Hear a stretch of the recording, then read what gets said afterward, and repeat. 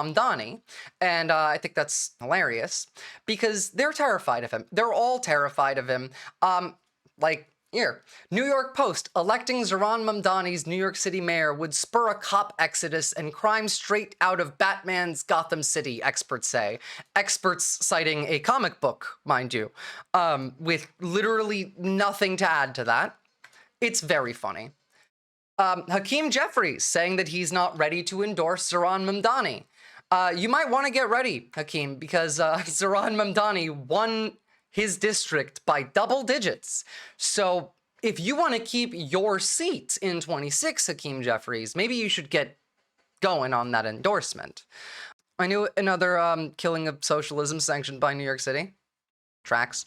That's a fucking lie. New York Police Department would just do what they always did. De Blasio, quiet quit, even while death threats to the mayor's family rack up. Yeah, exactly. Exactly. There's not a fucking chance.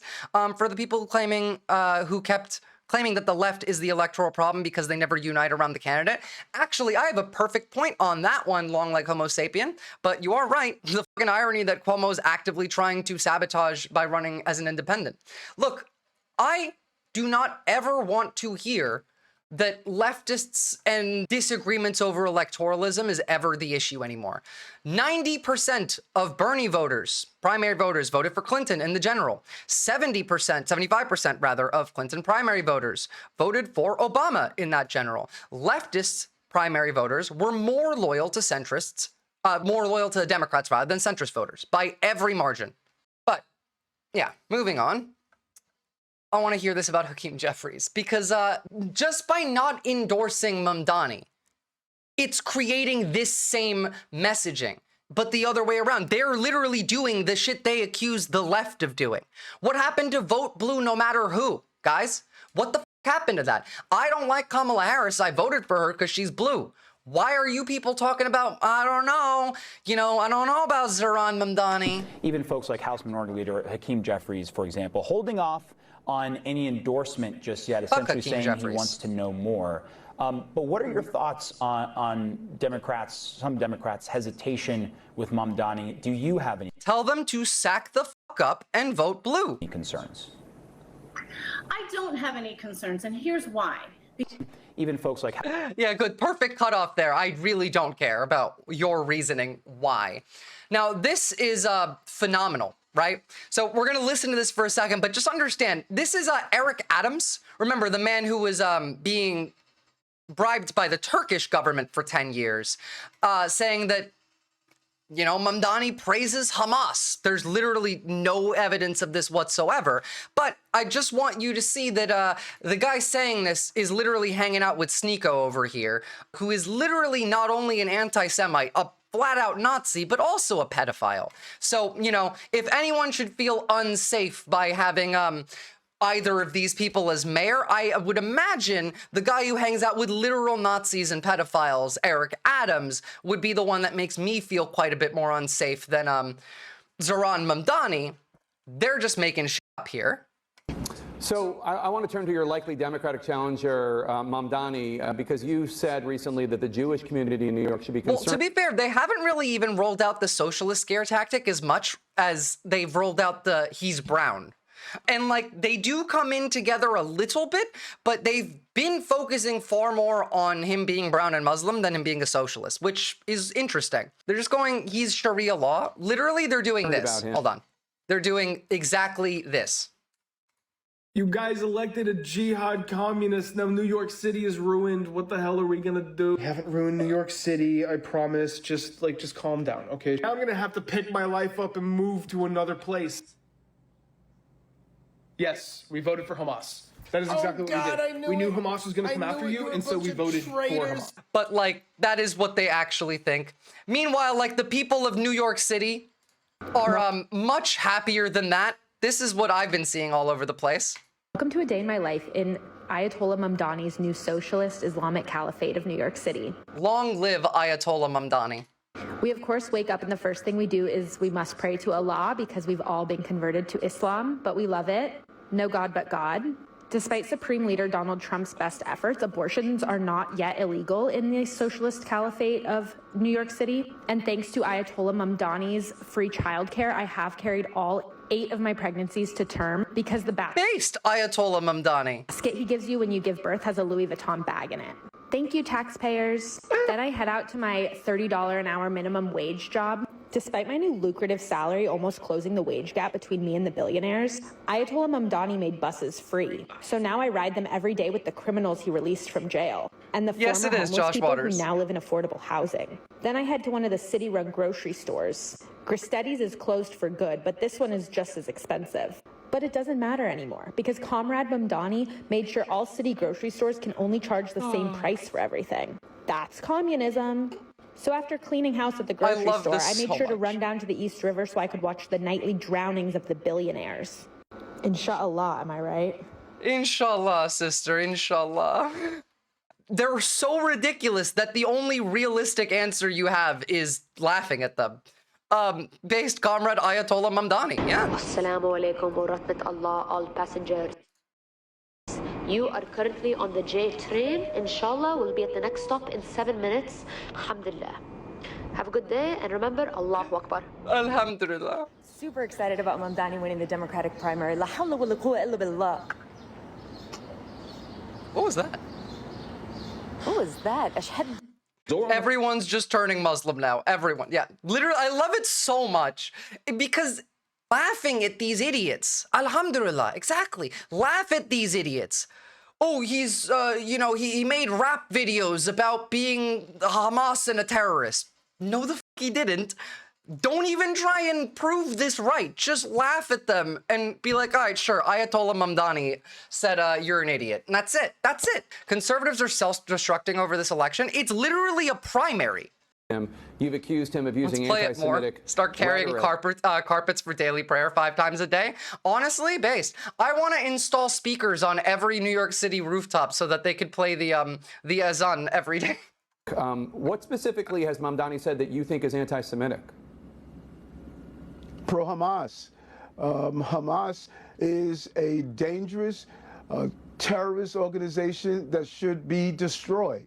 Didn't you take money from the Turkish government that, like, is very anti-Israel? Shouldn't we be calling you Hamas? To embrace the philosophies of Hamas, not only what they do to ICE is a terrorist organization. Release the hostages. True. And base. To lift them up and praise them. I think that's a clear Remember indicator June 7, that something 2025. is wrong with that. But he has when did he praise Hamas? I don't recall him ever praising He literally never has an incorrigible heathen. He literally never has at all. He's making this shit up. And it doesn't matter that he's making this shit up because people can just say whatever the they want now. Yo, Mayor Adams, what are the conditions at Rikers right now? Yeah, literally. Wow, that's crazy. I have the same birthmark on my left neck. You have a left neck and a right neck? Casual viewer pleb? That's interesting. What's up, Cosmopolitics? And so, like, that's what I mean. They can talk shit about Hamas. He's literally never said anything about Hamas. Eric Adams is hanging out with literally a Nazi anti-Semite and a pedophile. So, which one of these do you think is actually worse? And yes, absolutely. Like, the idea of any of this being taken seriously should just be laughed at. So, you know. And also, remember, free Palestine, ICE, anti-Semitism, but no, Elon can just, like, see Kyle perfectly fine. No one cares. ADL literally goes out and defends him. So, I need you all to stop taking these people seriously when they start talking about that shit. And, I don't know. I feel like maybe you should feel a lot safer when this is what Mamdani and others are doing today at New York Pride. Happy Pride, by the way, especially to my New Yorkers. This one's Brad Lander, who is absolutely a fucking real one.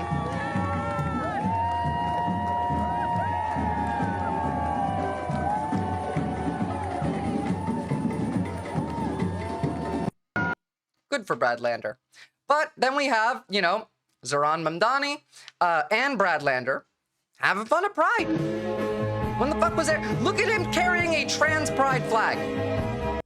Now, I don't know. I feel like maybe if we're going to talk about people feeling unsafe because of their mayor, I would feel a lot safer with the mayor who literally carries a flag for a group of people who's being, I don't know, attacked by the federal government who's having their rights taken away from them, rather than, let's say, someone like Eric Adams, who made a deal with the regime to save his own ass by letting ICE into the city.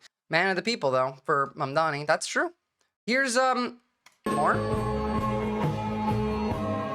Mamdani, Lander, just having a fantastic time at Pride, just bringing joy to New York.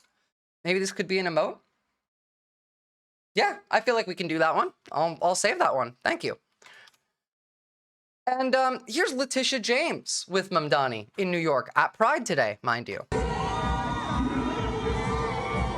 Trump still really hates her so much.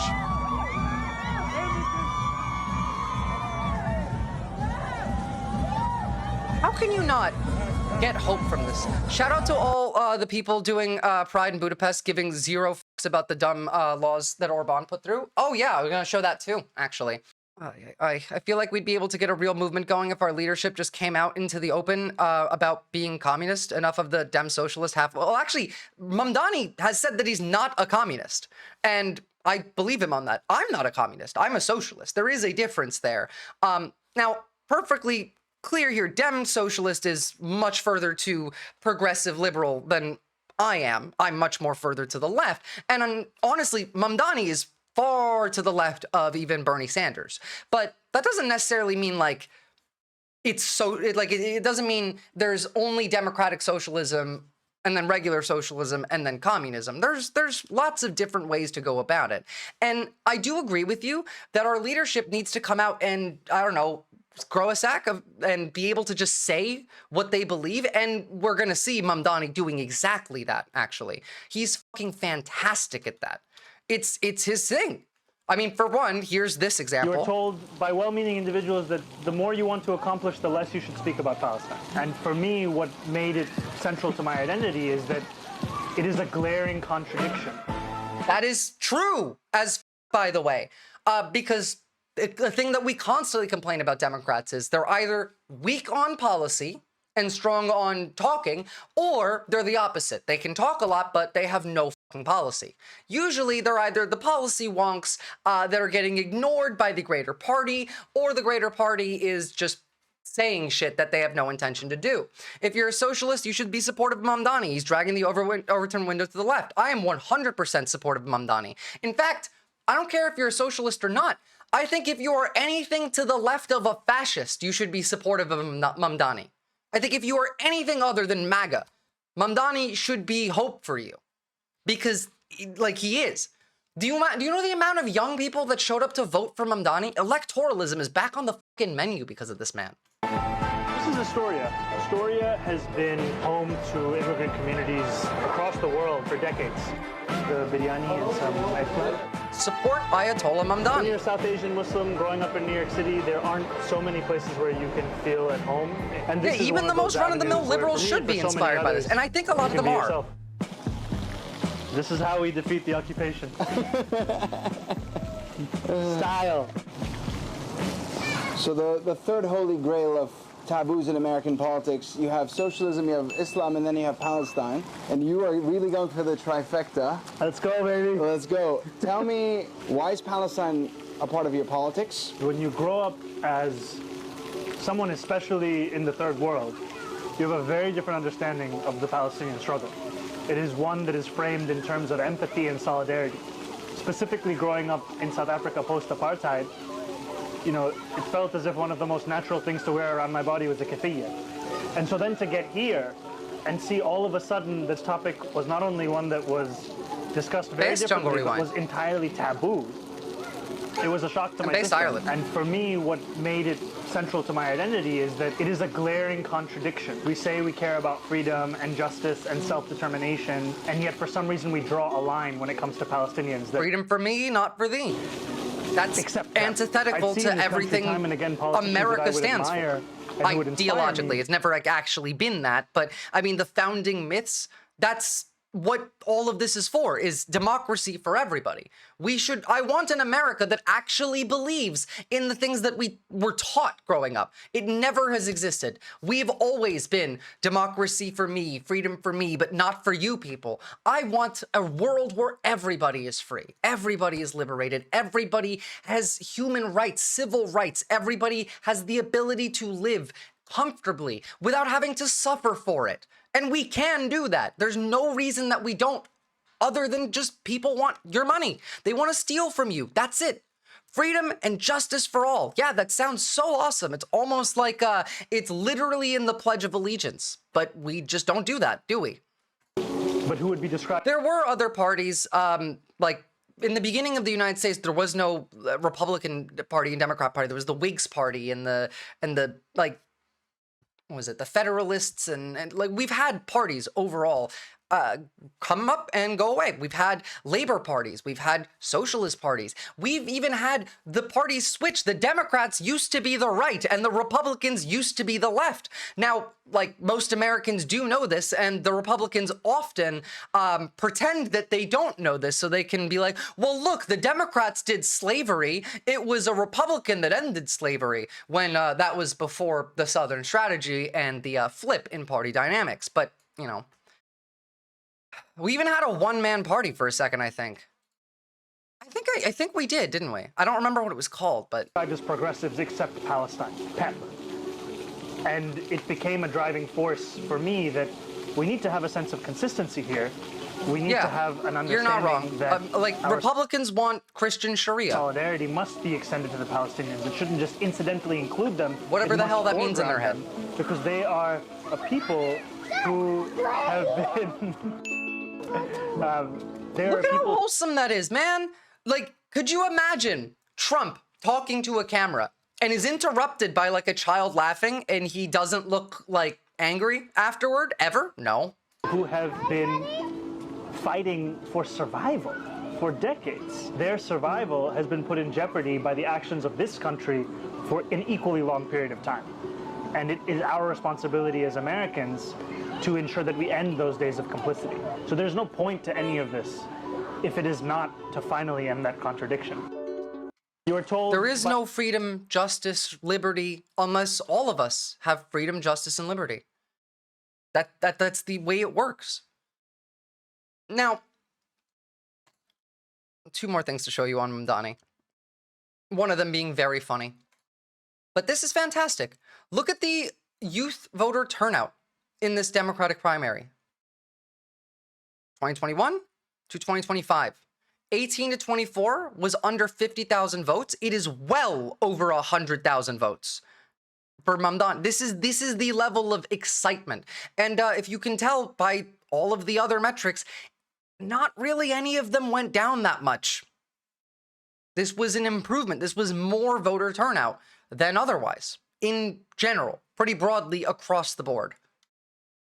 And that happens when you give people something to vote for, not just vote against.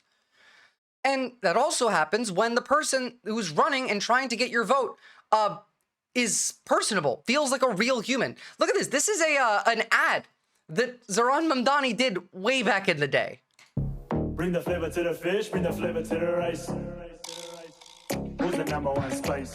Who's the number one spice? Bring the flavor to the fish, bring the flavor to the rice. Who's the number one spice? Focus on what you can market with good price. Who's the number one spice? Who's the number one spice? That's true. Along with Homo sapien. It was against the Republicans in the barest minimum way that you could possibly phrase that, while him actually just being a Republican makes it mean nothing.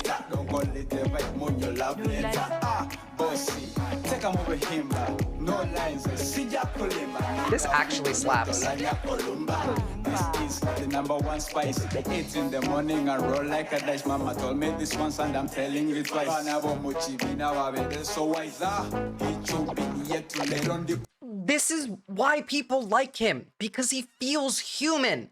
Cuomo doesn't feel human. Cuomo feels like a robot. He feels like a corporate shill, because he is. He's literally exactly that. Cuomo likely shakes hands with Holman and lets ICE make a headquarters right in your backyard. Yeah. It's weird that a candidate that is completely for the people and to have a candidate that is completely for the people and not big companies, and that's controversial. Well, it wouldn't be controversial if, actually, yes, it would be. You know what? Like, it has to be. Not just because he's Muslim or he's brown, but this is New York City we're talking about. This is the capital of capitalism. If a socialist wins mayor for the capital of capitalism, that's a big deal. Can you imagine Trump doing that kind of ad? Well, actually, Trump has done a food ad before. It's just not anywhere near as cool. Hold on. Here we go. Folks, I'm Donald Trump, and there's two things in the world I love: a good deal and a good meal. Join me at Donald Trump's House of Wings. Trump, you know our wings. But like, you know what I mean? Like this, and then compare that to Zoran's actual ad, which is in every way superior, in every way. Fish bring the flavor to the rice. Who's the number one spice? Who's the number one spice? Bring the flavor to the fish. Bring the This, flavor to the do you rice. prefer Who's the that? number one spice? You know? Good beat. Or we got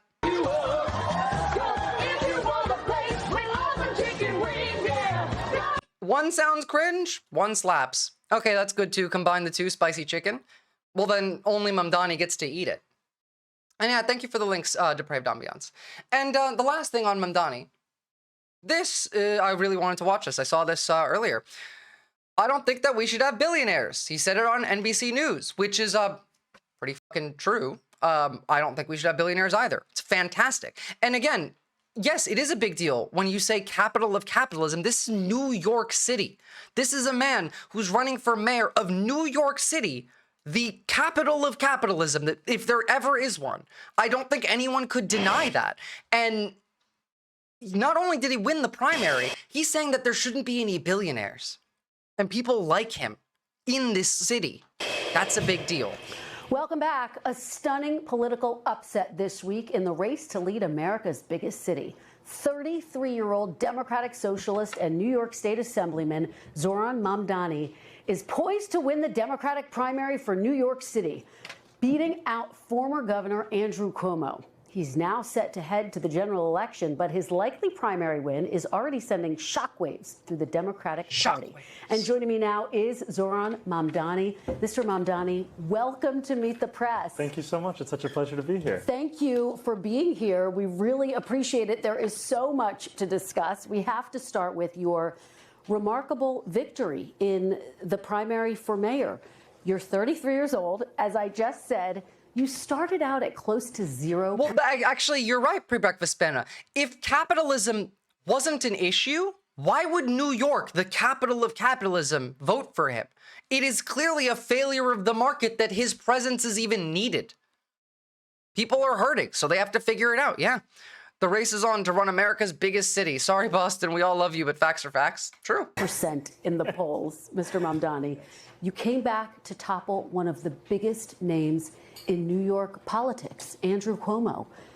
What was the secret to your success? Do you think it was your message? Do you think that voters were voting against Andrew Cuomo? A little bit of both? How do you see it? I think ultimately it was the focus on the fact that we live in the most expensive city in the United States of America. It's also the wealthiest city in the wealthiest country in the history of the world, and yet 1 in 4 New Yorkers are living in poverty, and the rest are seemingly trapped in a state of anxiety. And 1 in 4 New Yorkers living in poverty is a lot of people. What's the New York City population? It's like over 10 million, right? It's 2 million people, but whatever. And what we've seen is that this is a city that needs to be affordable for the people who build it every day. Our focus was on exactly that. And by keeping that focus on an economic agenda, we showed New Yorkers that this could be more than just a museum of what once was. It could be a living, breathing testament to possibility. Well, let me ask you about what I was just discussing with Senator Chris Murphy. The fact that you have... No one's supporting Islamic law. Who's doing Islamic law here? Just because he's Muslim doesn't mean he's doing Islamic law. Also, he's literally at the Pride Parade waving pride flags while the Republicans literally want to kill all of the trans people. I don't know what the fuck you're talking about. Don't listen to Fox News. Listen to me instead. I know better than them. They're lying to you on purpose. Leaders Hakeem Jeffrey, who wrote very nice things about your victory, said you'd won a very strong campaign, have not endorsed you. Congresswoman Alexandria Ocasio-Cortez has endorsed you. Do you think the Democratic establishment is afraid of you? I think that people are catching up to this election. This is an election that went against so much of the analysis that had been told about our party and where we needed to head to. And ultimately, what we're showing is that by putting working people first, by returning to the roots of the Democratic Party, we actually have a path out of this moment where we're facing authoritarianism in Washington, D.C. Well, let's talk about your policies, your vision. This kind of is our only shot out. Some of the things you've proposed: free buses, rent-stabilized housing, a $30 minimum wage, creation of city-owned grocery stores. It's a very long list of proposals. So let me ask you, if you were to be elected the next mayor of New York, what would your day one priority be? And he's not wrong. The first thing is living up to these promises that I have made, because I've made them because I intend to keep them. And in a city of about 8.5 million people, close to 2.5 million New Yorkers live in rent-stabilized housing. The mayor, through a board called the Rent Guidelines Board, sets whether or not those rents increase or stay the same. The previous mayoral administration froze the rent 3 times. This one, led by Mayor Adams, increased it by 9%.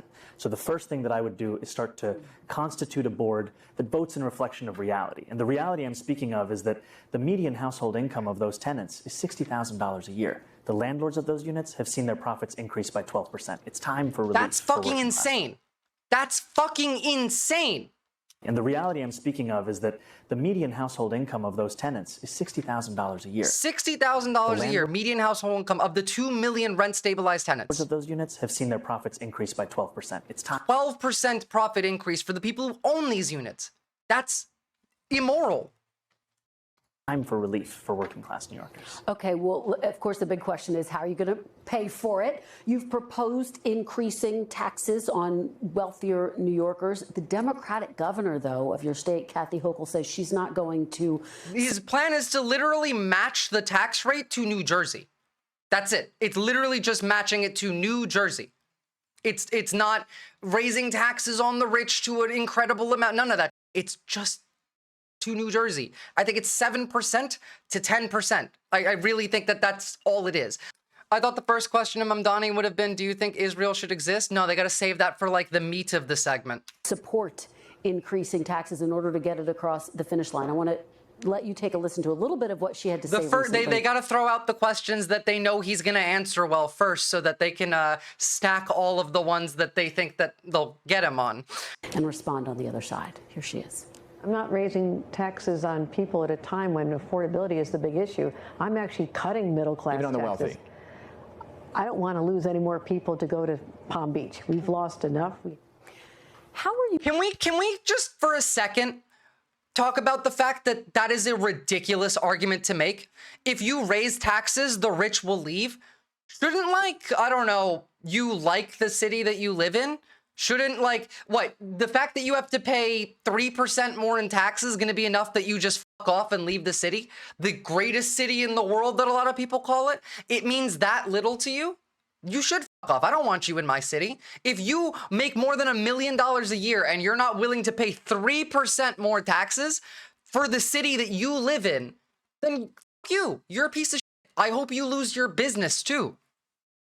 If you raise taxes, wealth inequality will decrease. Okay, yeah. More sniper at the fire at the police right now. That's Trump's America for you. Are you going to raise taxes if you can't get Democrats to support it?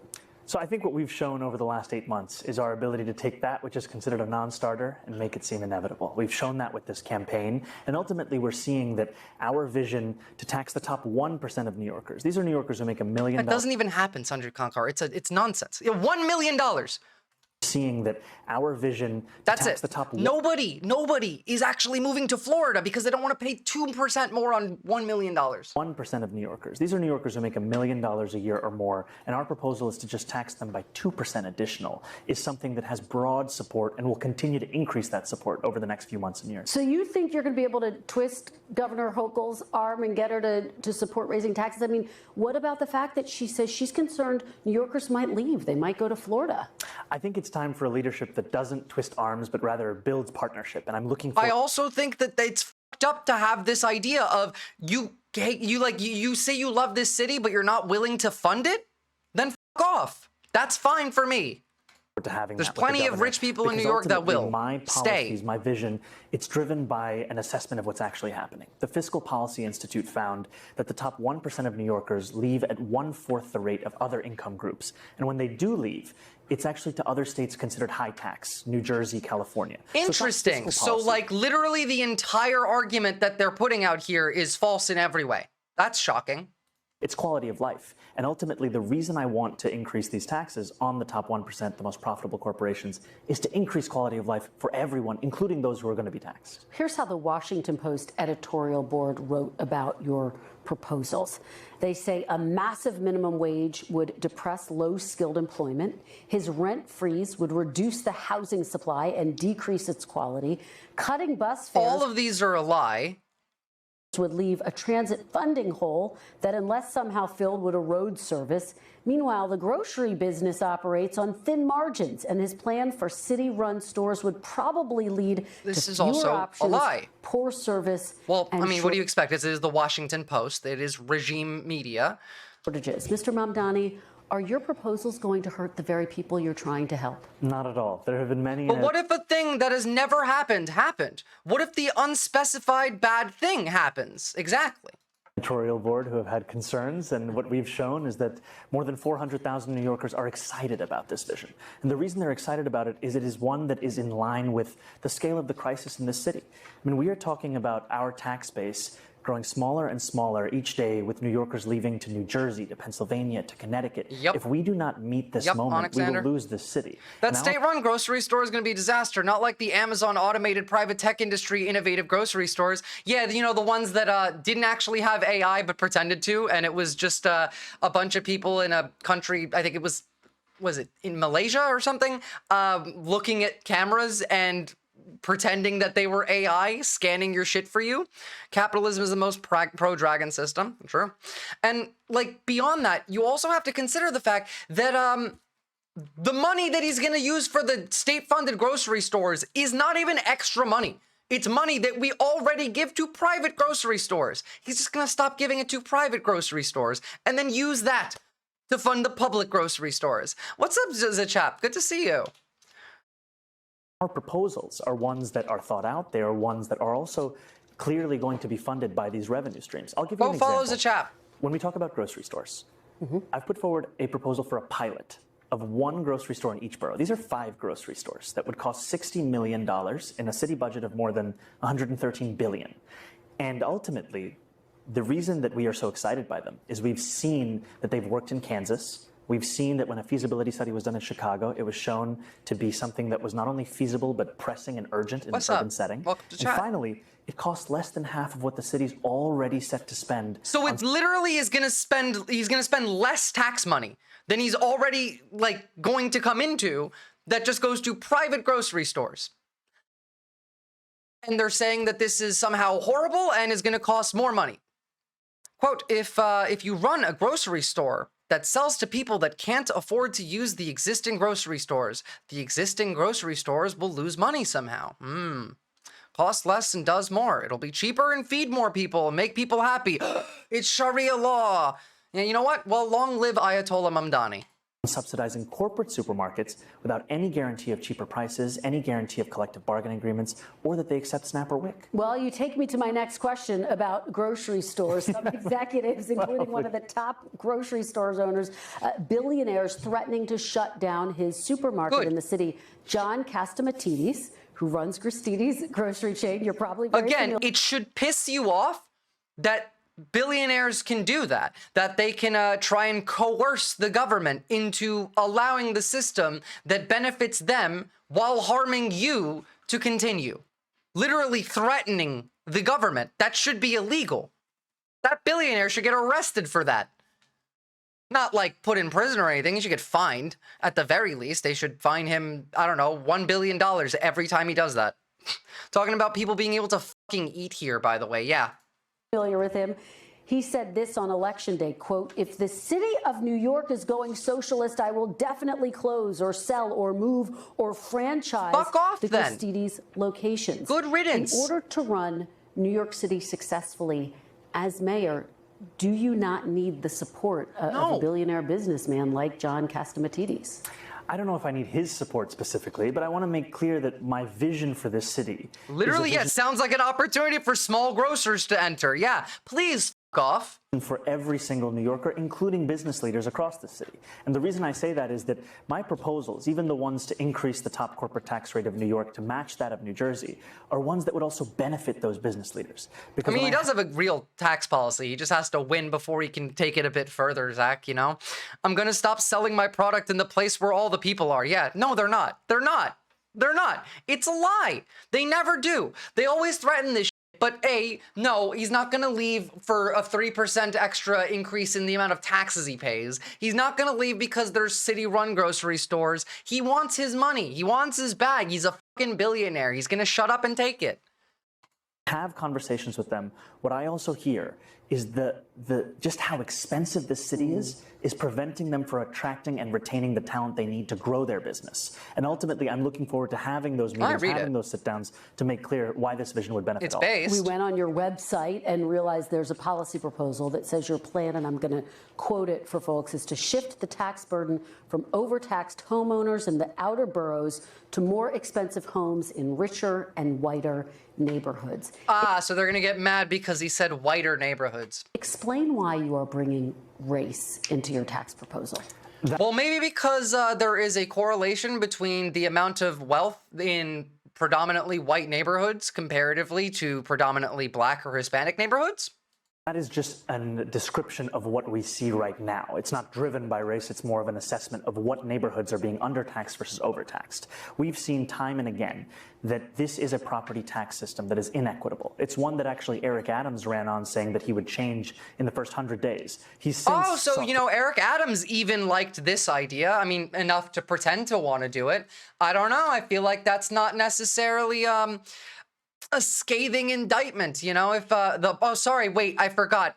He can say that because he's black, but Zoran can't say that because he's brown. And for some reason, there's a difference when we're talking about how much money people have in any given area. Almost like capitalism is compatible with fascism, but not any pro-social economic or political system. Yeah, almost like. To defend it and lost at every juncture in court. And I understand you're saying we're simply describing the types of neighborhoods that would see these increase in taxes, and yet by invoking race, do you run the risk of potentially alienating key constituents? I think I'm just naming things as they are. I thought that was wokeism. I thought the people who get alienated by things like race are practicing wokeism. Is the right or you know, or is New York too woke? Are we talking about the billionaires specifically, the rich white people? Are they woke now? Because I thought it was women and black people and Hispanics and gays that were woke. I don't know. I feel like you guys can't really decide what your points are. Ultimately, the thing that motivates me in this is to create a system of fairness. Oh, of course, it is not to work backwards from a racial assessment of neighborhoods or our city. Rather, it's to ensure that we actually have an equal playing field. And right now, what we see with the property tax system is one that is overtaxing a number of New Yorkers and undertaxing others, and an inability of political will to resolve that. That's such a good answer, too. The fact that, he didn't even get tripped up by the race question. He's just like, nah, this is actually just what I see. Like the data says, there are rich people here, and most of them are white. There are poor people here, and most of them are not. I want there to be an equal spread. We should have a tax system that isn't taxing the poor people more than the rich people. We also shouldn't have a tax system that is unfair to anybody in the city. That's fucking, I don't know, normal? Thoughts? This makes sense to everybody who doesn't want poor people to suffer. The version of capitalism that we're supposed to have is a single income family with multiple cars, homeowner, and can send all the kids that you have to college. Yeah, that hasn't existed since what, 1970? No plans to change that language on your website. The focus here... Why would he change the language? It's literally what the data says. This is what I mean by coddling. What? It's offensive that white people are rich and that's on the tax policy? That's you being a baby. Stop fucking whining. Everything doesn't have to be a culture war battle. And people like this make it much more of a problem. You are the people that continue to platform this rhetoric. It's not just the right, it's also the right-wing media, which is all of the mainstream media and most of independent media. It's the brainwashing. It's get you mad about whatever the fuck they can so that you don't actually listen to the man making sense. Is to actually ensure a fair property tax system. And that the use of that language is just an assessment of the neighborhood. All right. You are a self-described democratic socialist. Do you think that billionaires have a right to exist? I don't think that we should have billionaires because, frankly, it is so much money in a moment of such inequality. And ultimately, what we need more of is equality across our city and across our state and across our country. And I look forward to work with everyone, including billionaires, to make a city that is fairer for all of them. Well, let me ask you about what Donald Trump, the president of the United States, has had to say. He's had a lot Probably to say. just gave like 7 people a heart attack there. Nah, it's not a gotcha moment. I think that played well. They want it to be a gotcha moment, but I think that plays well.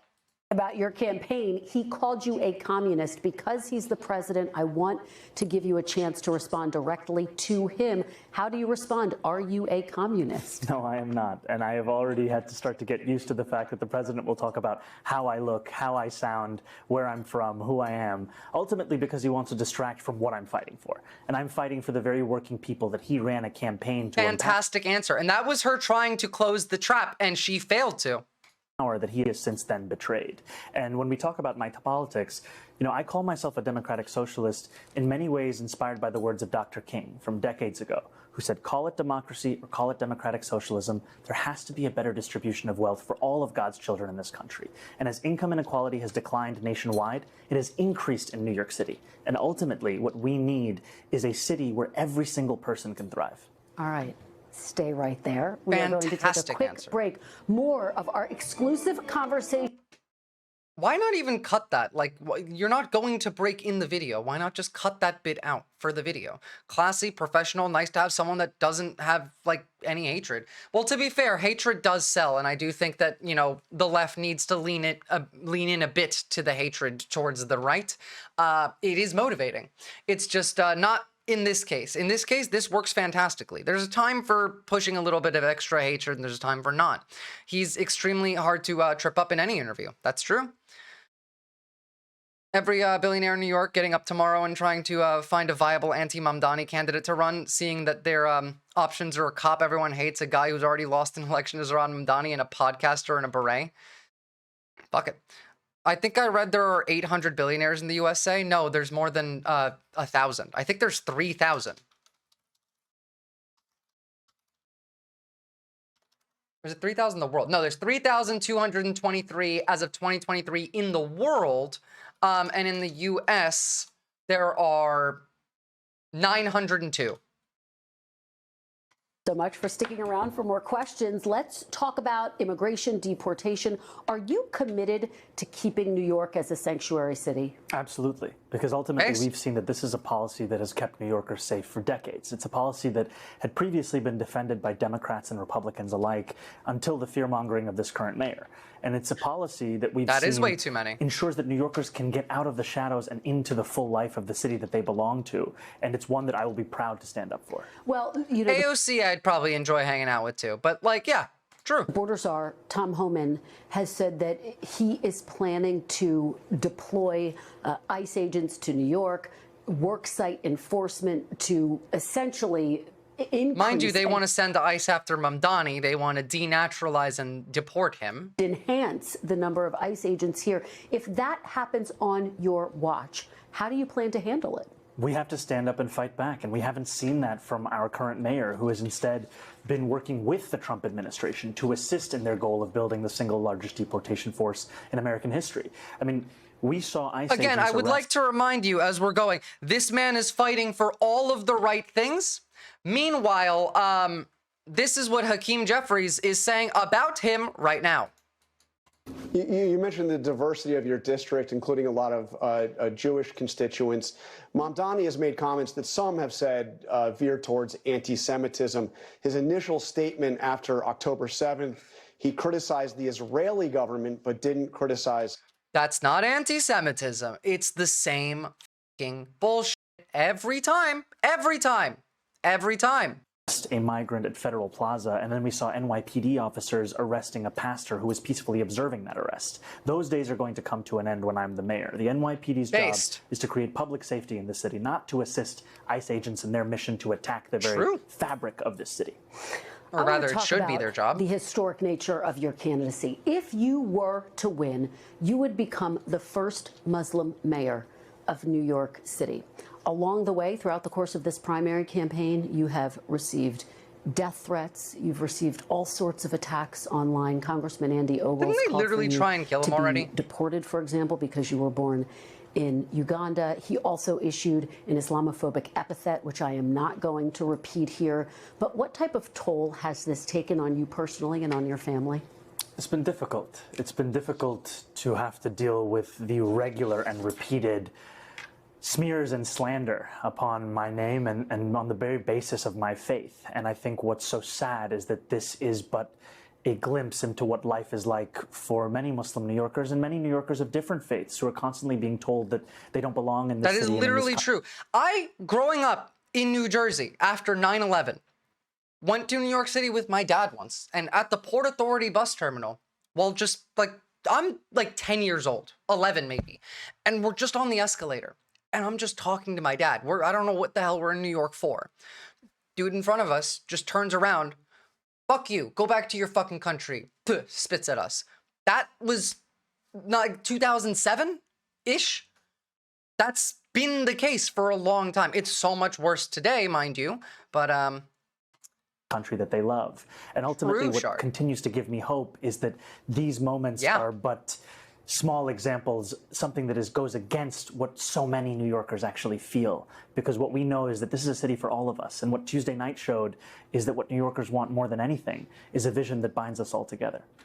I want to ask you about an issue that has divided some New Yorkers in recent weeks. You were recently asked about the term globalize the intifada. Here we go. If it makes you uncomfortable. In that moment, you did not condemn the phrase. Now, just so folks understand, it's a phrase that many people hear as a call to violence against Jews. It's not in any way. I need these people to shut the fuck up. Shut the fuck up. I want to live under Ayatollah Zaran, the destroyer. Me too.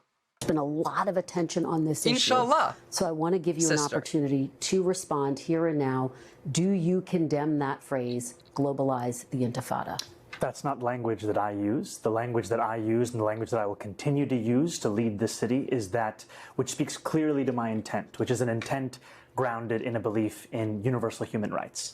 And ultimately, that's what is the foundation of so much of my politics. There is no trap question for him. There is no fucking question that he can't answer.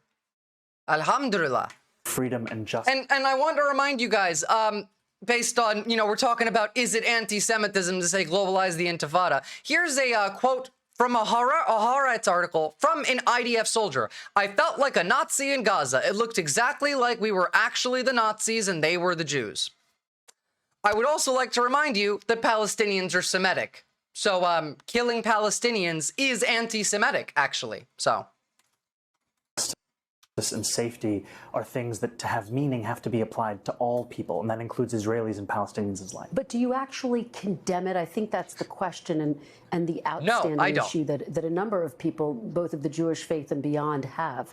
Do you condemn that phase, globalize the intifada, which a lot of people hear as a call to violence against Jews? I've heard from many Jewish New Yorkers who have shared their concerns with me, especially in light of the horrific attacks that we saw in Washington, D.C. and in Boulder, Colorado, about this moment of anti-Semitism in our country and in our city. And I've heard those fears and I've had those conversations, and ultimately they are part and parcel of why in my campaign I've put forward a commitment to increase funding for anti-hate crime programming by 800%. I don't believe that the role of the mayor is to police speech in the manner especially of that of Donald Trump, who has put one New Yorker in jail who's just returned to his family, Mahmoud Khalil, for that very supposed crime of speech. Ultimately, what I think I need to show is the ability to not only talk about something, but to tackle it and to make clear that there's no room. Many people hear this as a call for violence. Ma'am, your country is funding war crimes. Yeah. For anti-Semitism in this city. We have to root out that bigotry, and ultimately we do that through the actions, and that is the mayor I will be, one that protects Jewish New Yorkers and lives up to that commitment through the work that I do. Such a good answer. Quickly, for the people who care about the language and who feel really concerned by that phrase, why not just condemn it?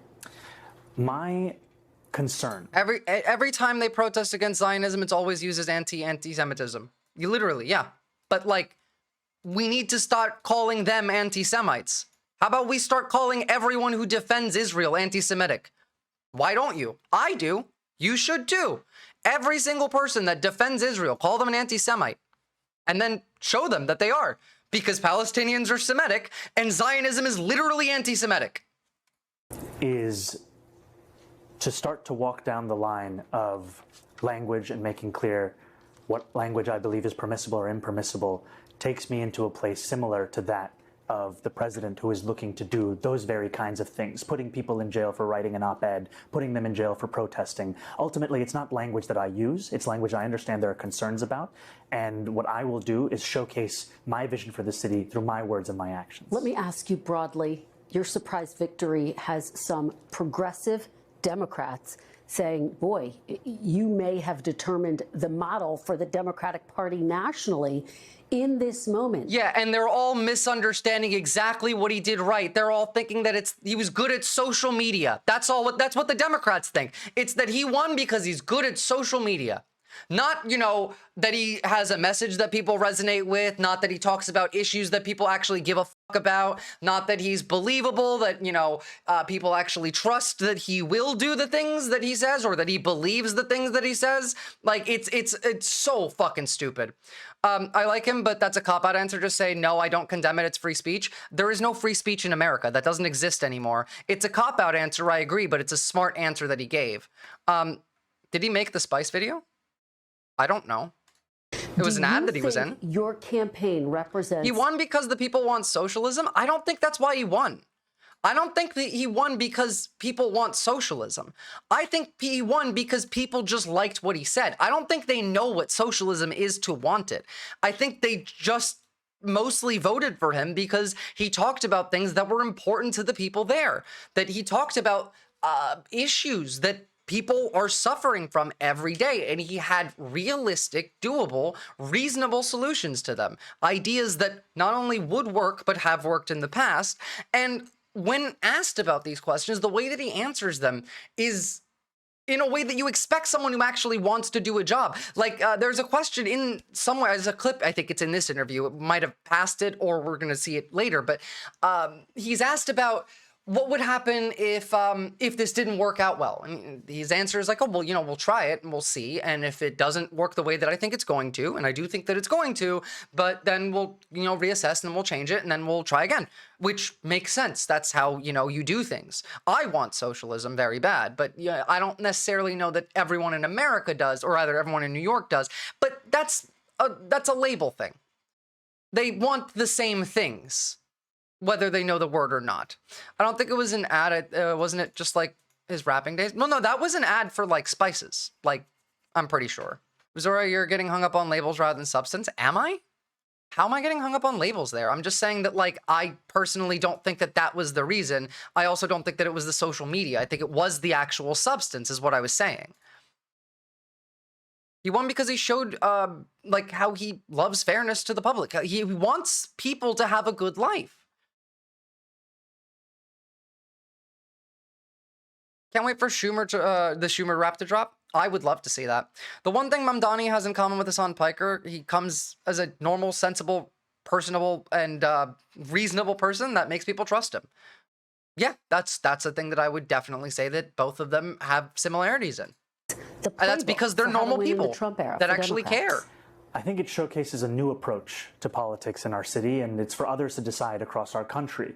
Ultimately, what we wanted to do from the very beginning of this race was change our political instinct from lecturing to listening.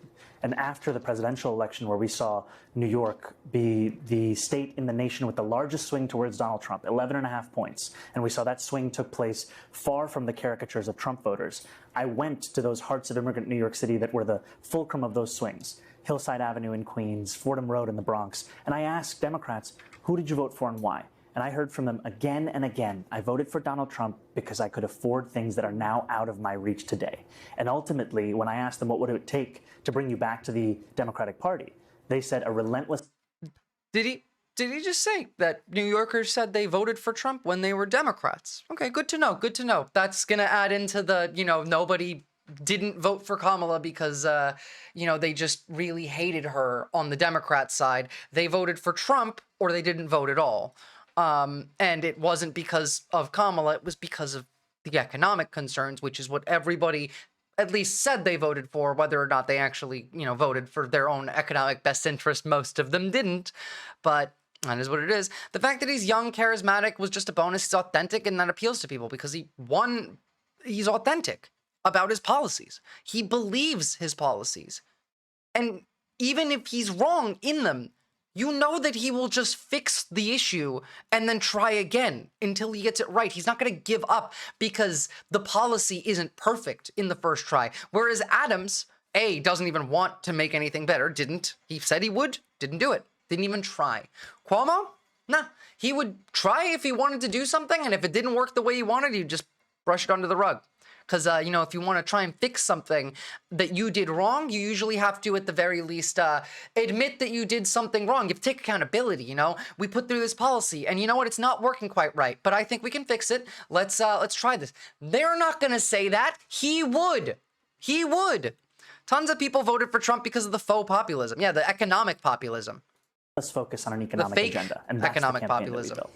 I've been saying that since election day. Victory is a sign that there is an appetite for young progressives like a Congresswoman Alexandria Ocasio-Cortez to run for president in 2028. It's an honor to be endorsed by Congresswoman Ocasio-Cortez and to have been represented by her for so many years because she's showcased so much of what we're trying to do in this campaign. The ability to not only stand up and fight, but also to win. And ultimately, what people want to see is someone who doesn't just believe in something, but can deliver on those things. And now, especially more than ever, we need to be a party that's not just against Donald Trump, but also for something. And our campaign was for working people. My God, it's like the man has been paying attention to politics for the last decade. For bringing dignity back into those lives, and that's what the Congresswoman has showed time and again. I can't let you go without doing a little bit of local politics. Please. So Mayor Eric Adams already in the general election as an independent candidate. We're waiting to see if Andrew Cuomo officially throws his hat into the ring. Do you think you can win if the two of them are in the race? Can you beat both of them? Absolutely. We can beat anyone that's in this race because what we've shown is that this is a campaign that has the support of more than 400,000 New Yorkers. In the first round of Tuesday night, we got more votes than Eric Adams did by the last round of 2021. And ultimately, it's a referendum on how he made this city so unaffordable. For too long, politicians have pretended to simply be bystanders to a cost of living crisis. And I would like to remind you that, Adams didn't even work for the American government. He worked for the Turkish government. They've actually exacerbated it. And our vision is one that will respond to it and make this a city affordable for every New Yorker. All right. Assemblyman I hope they both run Mamdani, independent. Split the Neolib bitch vote. True. I agree.